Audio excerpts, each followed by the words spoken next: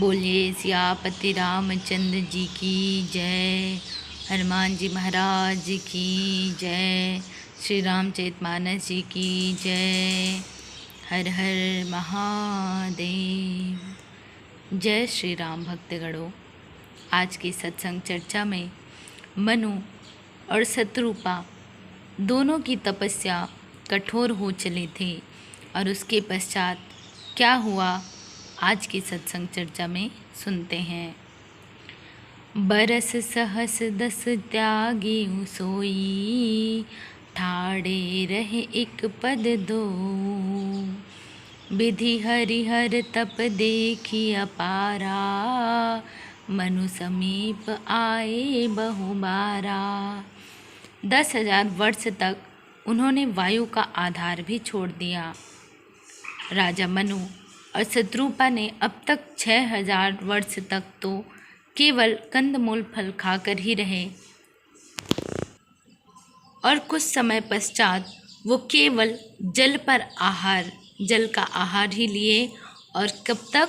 6,000 वर्ष तक केवल जल का आहार लिए और उसके पश्चात 7,000 वर्ष वे वायु के आधार पर रहे और अब 10,000 वर्ष तक उन्होंने वायु का आधार भी छोड़ दिया।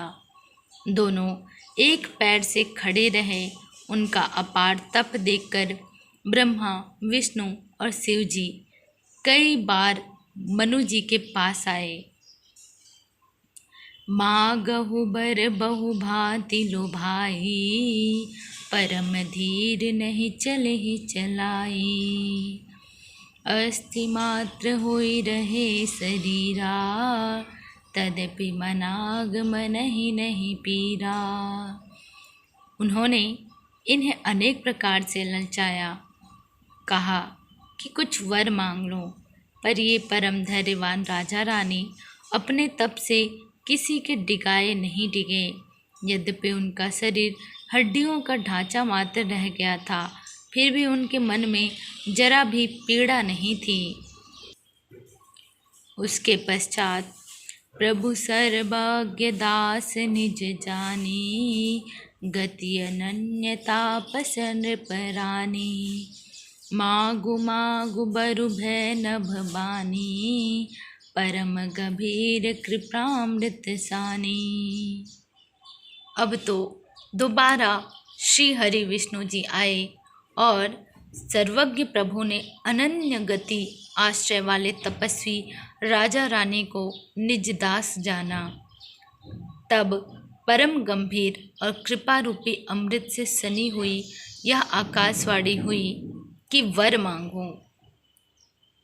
मृतक जीवावन गिरा सुहाई, श्रवण रंध होहि उर जब आई।